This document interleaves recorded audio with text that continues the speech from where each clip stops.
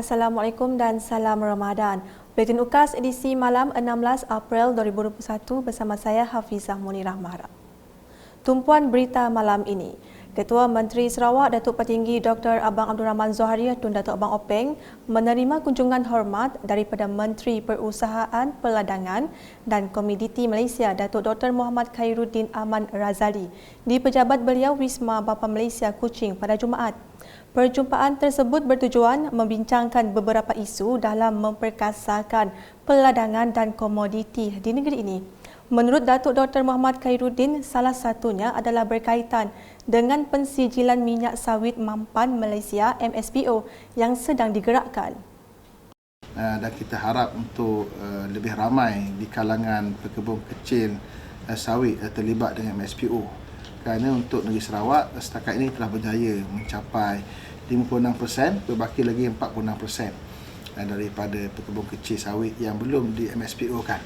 Dan kita sangat perlukan bantuan kerajaan negeri untuk kita sama-sama berkempen dan menyelesaikan isu bangkit antara isu melibatkan tanah adat dan sebagainya. Dan insya-Allah melalui perjumpaan bersama ini kita akan perkasakan lagi dan insya-Allah hasrat kita untuk mencapai 100% MSPO di peringkat pekebun kecil sawit ini akan tercapai dalam masa dekat insya-Allah.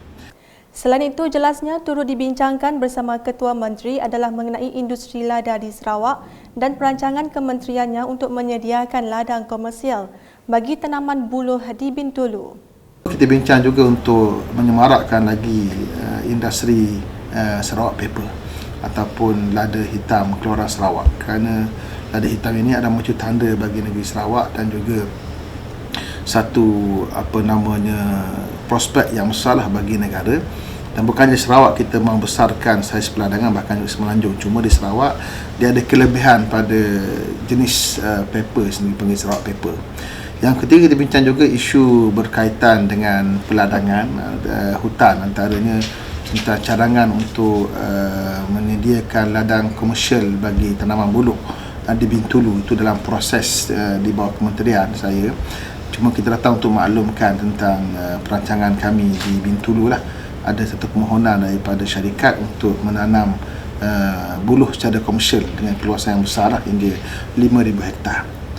Tambah Datuk Dr. Muhammad Khairuddin lagi, Ketua Menteri juga telah mengambil maklum mengenai usaha kementeriannya untuk memperbesarkan lagi penglibatan usahawan tempatan dengan industri koko. Seterusnya, laporan COVID-19. Timbalan Ketua Menteri Datuk Amar Douglas Ugah Embas memaklumkan Sarawak mencatat rekod tertinggi angka kes positif baru pada Jumaat apabila sebanyak 960 dikesan melibatkan 27 daerah, menjadikan jumlah keseluruhan meningkat kepada 22,920 kes. Kes mengikut daerah: Kuching 370, Bintulu 175, Mukah 103, Sibu 100, Miri 83, Kapit 24, Belaga 20, Bukit Mambung 13, Serian 9, Selangau 7, Kenawit 6, Sebawah 5, Subis 5, Tatau 5, Merudik 5, Kabung 4, Seriaman 4, Song 3, Lebuhan Tu 3, Betong 3, Semerahan 3, Matu 3, Daro 3, 2, Bauk 2, Beluru 1, Serikay 1 dan Tanjung Manis 1. Berucap dalam sidang media di Kuching, katanya daripada jumlah tersebut, 896 kes atau 93% adalah yang sudah berada di dalam kuarantin. Sehubungan dengan itu, daerah Bau, Belaga dan Selangau telah bertukar status daripada status kuning kepada jingga. Datuk Amar Douglas yang juga pengerusi Jawatankuasa Pengurusan Bencana Negeri JPBN Sarawak memberitahu kluster Melo Pusat, kluster Jalan Men Bazar Seri Aman dan kluster Kibar Sibu telah tamat setelah tiada kes baru dilaporkan dalam tempoh 28 hari.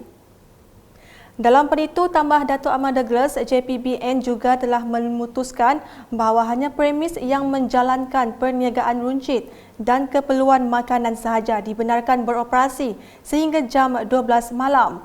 Manakala pusat hiburan yang beroperasi seperti bistro dan kafe termasuk pusat karaoke hanya dibenarkan beroperasi sehingga jam 10 malam. Selain itu, berkuat kuasa mulai 19 April 2021 Isnin, pergerakan merentas zon harus mendapatkan kelulusan daripada PDRM. Jabatan Pengurusan Bencana Negeri mendapati sebanyak 550 kes positif dan 8 kluster direkodkan sejak 20 Januari 2021 sehingga kini adalah disebabkan oleh pergerakan di antara zon import C. PDRM telah diarah untuk hanya mengeluarkan polis pamit kepada mereka yang senarai dalam kategori perkhidmatan penting, essential services yang dibenarkan sahaja. Selama ini, the definition for perkhidmatan penting adalah sangat luas dan mengelirukan. Maka hari ini kita come up with a more clear definition. Untuk makluman, senarai perkhidmatan penting yang dibenarkan adalah seperti berikut.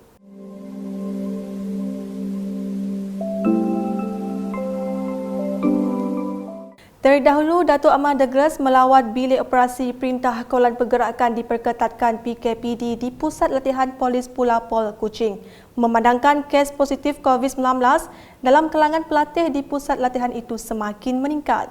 Pesuruhjaya Polis Sarawak Datuk Aidi Ismail berkata, seramai 295 lagi pelatih disahkan positif COVID-19, menjadikan jumlah baru keseluruhan pelatih di Pulau Pol Kuching yang dijangkiti kini seramai 415 orang. Menurut beliau, susulan peningkatan tersebut, PKPD telah dikuatkuasakan di pusat berkenaan mulai hari ini Jumaat sehingga 29 April depan. Turut hadir dalam lawatan itu Menteri Kerajaan Tempatan dan Perumahan Sarawak, Datuk Seri Dr. Sim Kui Hian. Tambah Datuk Aidi, semua pelatih yang positif kini dirawat di Pulau Pol Kuching dan Jabatan Kesihatan Negeri Sarawak sudah menubuhkan sebuah klinik kesihatan 24 jam serta pusat penilaian COVID-19 CAC di pusat berkenaan. Jelasnya lagi, seramai 20 tenaga pengajar dan ahli keluarga mereka turut didapati positif COVID-19. Berikut pula laporan di Miri.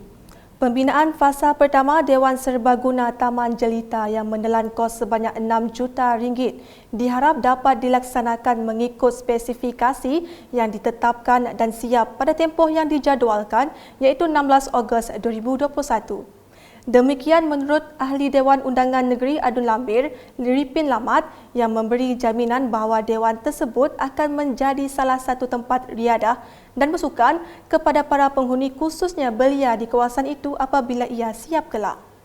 Jelas beliau, projek pembinaan di bawah Majlis Bandaraya Miri MBM itu merangkumi padang bola sepak, padang futsal, gimnasium dan pondok polis. Berita selanjutnya, sebanyak 65,000 ekor anak udang galah daripada Jabatan Pertanian Daerah Kuching telah dilepaskan menerusi program melepaskan anak udang galah di Sungai Lubuk Boyak, Kampung Paya Mebi pada Khamis. Adun Batu Kitang Lokal Ciang yang menyertai program tersebut memberitahu kesemua anak udang galah tersebut akan mengambil masa untuk membesar dan membiak, malah hanya 10% dijangka hidup dengan sempurna, menjadikan ia satu projek jangka panjang. Pengerusi Majlis Perbandaran Padawan MPP itu menambah penduduk kampung akan menjana pendapatan daripada program tersebut sekaligus meningkatkan ekonomi masyarakat setempat. Sekian edisi malam bersama saya Hafizah Munirah dan kru penerbitan.